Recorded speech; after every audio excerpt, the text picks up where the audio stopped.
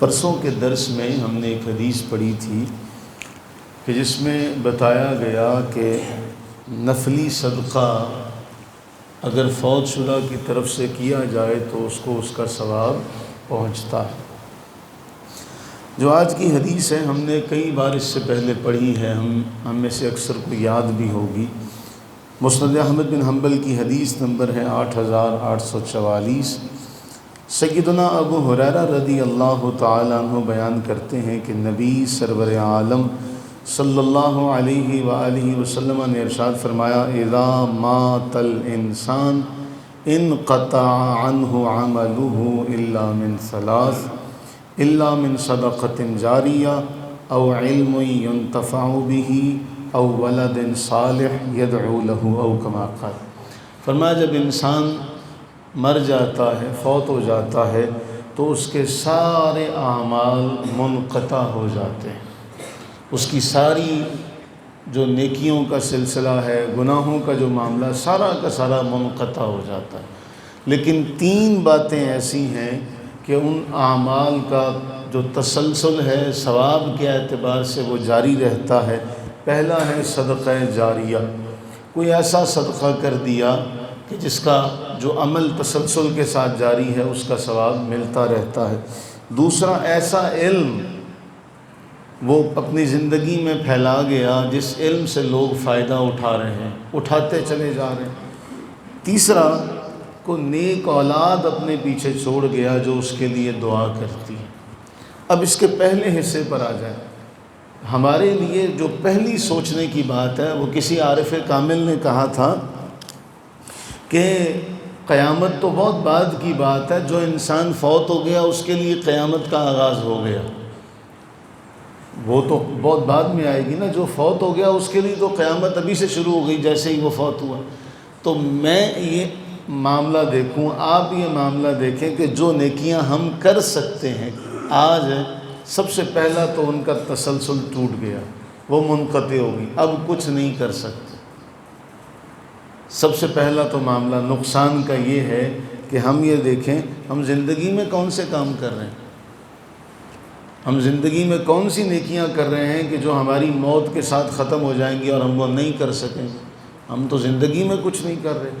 حالانکہ وہ روایت بھی ہم نے پڑھی تھی چند دن پہلے کہ اگر کوئی شخص اپنی جوانی میں، اپنی تندرستی میں نیک اعمال کرتا رہتا ہے، بیماری کی وجہ سے وہ نیکیاں کرنے سے رک جاتا ہے، تو اللہ تعالیٰ جل وعلا فرماتے ہیں اس کے لیے انہی اعمال کا ثواب لکھتے رہو جو یہ تندرستی کے دنوں میں کرتا تھا۔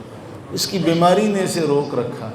تو ہم میں سے کون ہے ایسا جو کام کرتا ہے کہ وہ تندرستی میں وہ نیکیاں کیے جا رہا ہے، بیماریوں سے روکتی ہے؟ تو پہلا کام تو یہ ہے کہ ہماری موت کے ساتھ یہ سارے سلسلے ختم ہو جائیں۔ اب ہم معاشرے میں دیکھیں کہ معاشرے میں جب کوئی فوتگی ہوتی ہے تو اس کے ساتھ یہ تین چیزیں کون سی ہوتی ہیں؟ آپ کو صدقہ جاریہ نظر آتا ہے کہیں پہ؟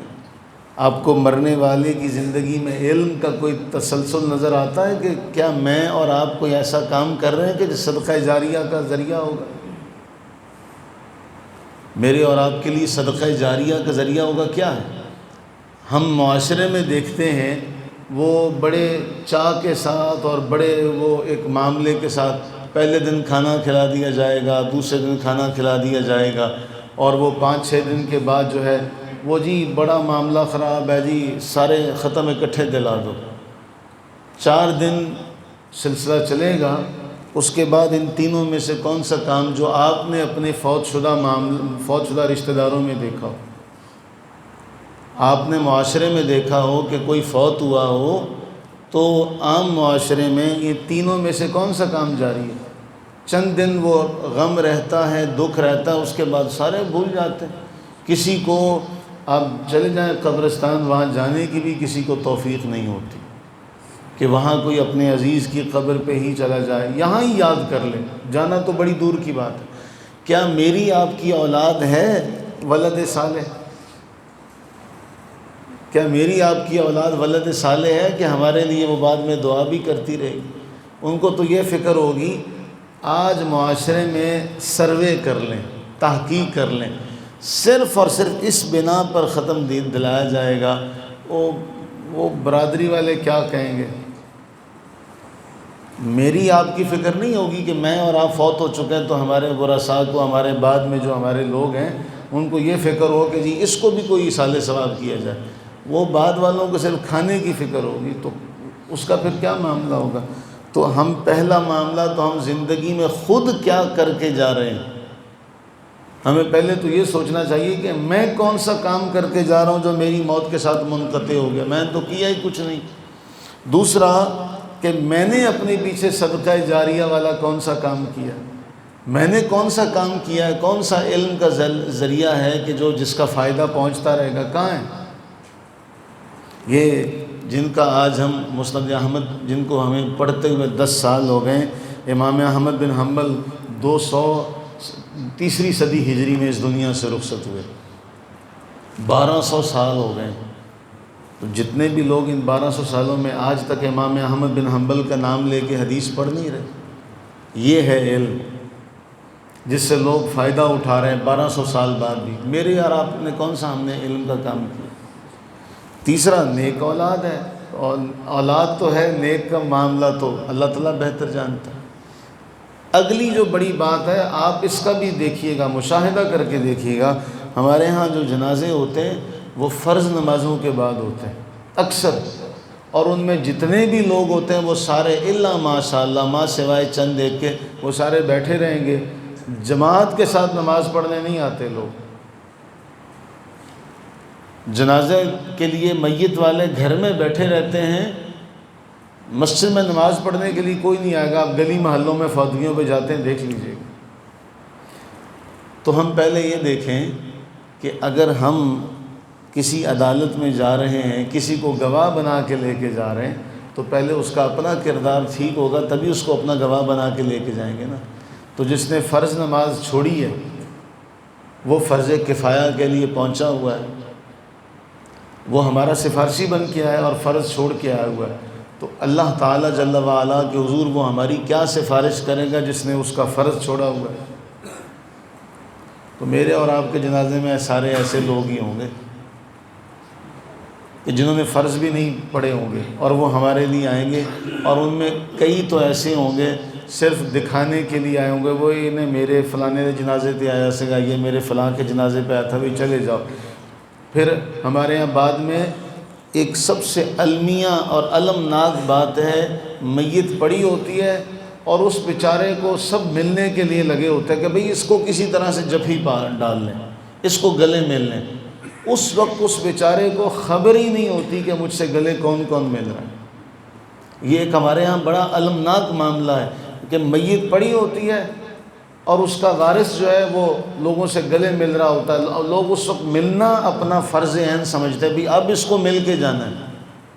میت کو دیر ہو جاتی ہے، ملنے والوں کا سلسلہ جاری رہتا ہے، اور پھر کیا ہوتا ہے کئی دوسرے لوگ ہیں وہ جنازہ اٹھا کے لے جاتے ہیں اور بیٹا ملنے ملانے میں لگا رہتا ہے، اور وہ کافی دیر کے بعد قبر پہ پہنچتا ہے.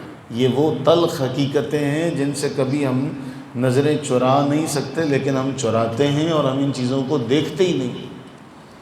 اللہ سے دعا کریں اللہ تعالیٰ پہلے ہمیں زندگی میں خود نیکیاں کرنے کی توفیق عطا فرمائے. ہم خود تو کچھ کریں نا، اللہ نے ہمیں ہاتھ پاؤں دیے ہیں، صحت دی ہے، سلامتی عافیت سے نوازا ہے.